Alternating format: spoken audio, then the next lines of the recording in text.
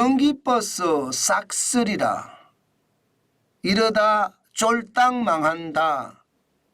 우리 시장에 대한 이야기고요. 싹쓸이가 하는 주체는 중국의 전기버스라는 이야기입니다. 여러분, 이 지표 한번 보세요. 올 1월부터 11월까지예요. 중국 전기버스가 한국 시장에서 점유하는 시장 점유율이 무려 46.1%입니다. 야, 난리도 아니죠. 저는 이 시장을 보면서 아니 자동차 우리도 잘 만드는데 왜 우리 자동차는 중국 자동차 업체한테 완전히 포위당했느냐 이런 생각을 할 수밖에 없었어요. 그동안 말입니다 여러분. 전기차가 2019년만 하더라도 21.9%밖에 안 됐습니다. 그런데 치고 올라옵니다. 2020년에 23.2%까지 올라가더니요. 2021년에는 33.2%, 2022년에는 38.7%, 이제는요 46.1%예요. 시장에서는 이게 11월 달까지잖아요. 12월까지 가면 50%를 육박할 거라고 예상을 합니다. 50%. 시장의 절반을 중국 전기차 버스가 지금 가져간다는 이야기잖아요. 야, 이거 보면 진짜 충격적인 이야기가 되지 않을 수가 없습니다. 자동차 강국 대한민국이 무색하게 되는 거죠. 그 정도로 말입니다. 전기버스는 문제가 심각합니다. 특히 말입니다. 전기버스는 지자체를 중심으로 혹은 버스 회사를 중심으로 이게 팔려나가잖아요. 이게 가격이 가장 우선이에요. 가격이 싸야지 이게 사거든요. 중국 전기차 버스는 가격이 굉장히 쌉니다. 특히 말입니다. 전기버스 중에 이들은요. LFP라는 게 있습니다. 리튬 인산철 배터리라고 2차 전지. 이게 가격이 굉장히 싸거든요. 그런 2차 전지를 넣어서 전기차 가격을 굉장히 떨어뜨린 다음에 한국 시장에 공략하니까 한국 시장이 다 뚫리는 거예요. 다 뚫리는 거예요. 싼 게 비지떡이 아니라 싸니까 좋다예요. 싸니까 좋다. 너도 나도 지금 전기차, 중국제 전기차를 산다는 이야기입니다. 마치 말입니다. 마치 지금 분위기는요. 태양광 시장이 완전히 중국으로 넘어갔던 그 시기와 너무너무 비슷해 보입니다. 여러분 태양광 보세요. 지금 태양광은요. 중국산 비중이요. 2023년 1월에서 5월까지 68%입니다. 68%.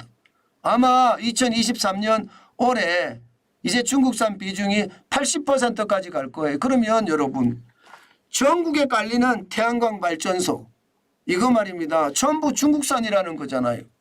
그런데 그 태양광 발전소에 중국산 모듈이 들어가면 대한민국이 어디가 어딘지 이게 발신장치 하나만 달아도 대한민국 전역을 꿰뚫을 겁니다.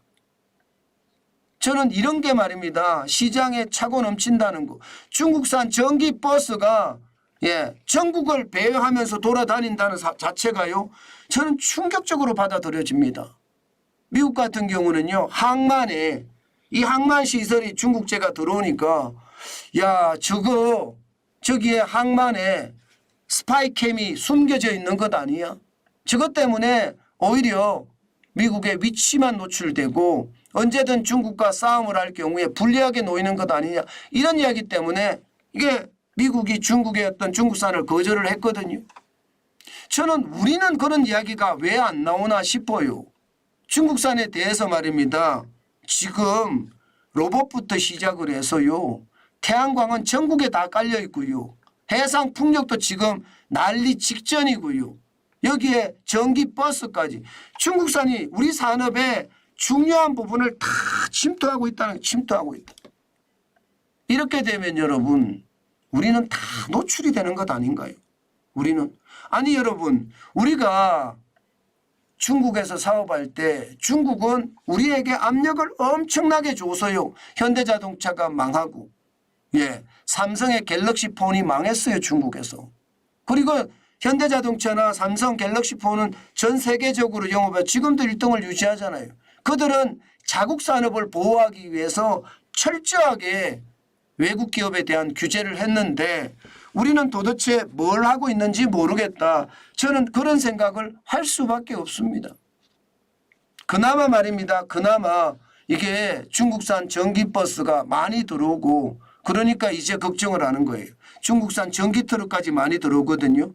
이게 자동차 대한민국이 강국이라고 이야기하는데 중국에게 다 먹히게 생겼으니까 환경부가 이제는 조금 나서는 분위기예요.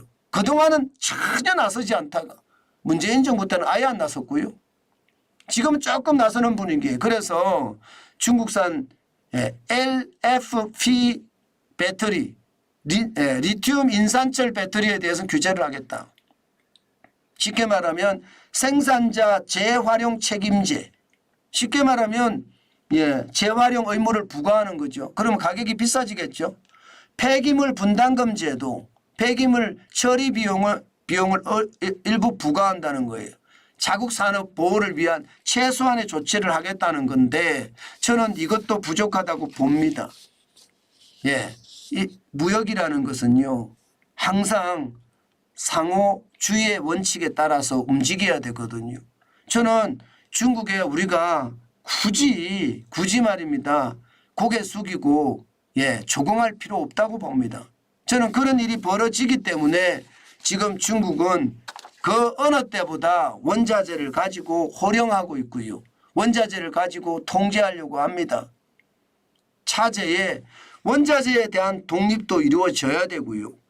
중국과 대한민국의 무역 관계에 있어서도요. 상호 호혜의 원칙에 입각해서 돼야 됩니다.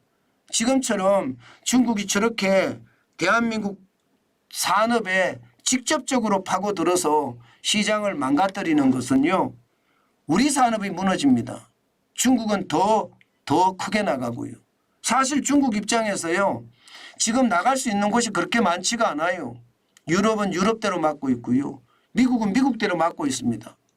그러니까 중국은 대한민국이 미국과도 FTA 자유무역협정이 체결이 돼 있고요. 유럽과도 체결이 돼 있으니까 대한민국에 투자해서 이게 자유무역협정을 가지고 유럽이나 미국으로 진출하려고 하는 중국 기업들도 많거든요. 저는 그런 상황에서 보면 제발 자국 우선이라는 자국 산업을 보호한다는 조치 그 어느 때보다 필요하다. 저는 그렇게 생각합니다. 우리 미래 산업이 쪼그라드는 것 이대로 가면 다 먹히는 것 저는 당연히 일어날 수 있는 일이라고 봅니다. 참 충격적인 일이 벌어지겠다 이런 생각도 저는요. 이게 놓칠 수가 없습니다. 놓칠 수가. 그 정도로 말입니다.